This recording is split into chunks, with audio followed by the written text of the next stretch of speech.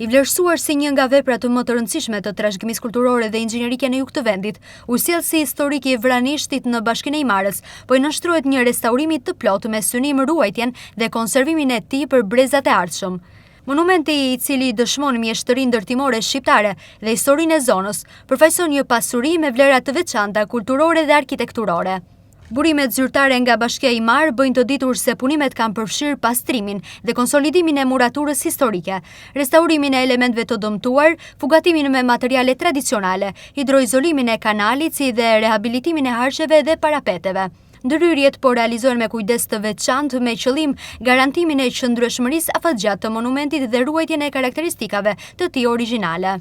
Sipas autoriteteve vendore, çdo fazë e restaurimit është zhvilluar në mbikëqyrje teknike dhe në përputhje me standardet e restaurimit të trashëgimisë kulturore, duke respektuar autenticitetin dhe vlerat historike të kësaj vepre të rrallë inxhinierike.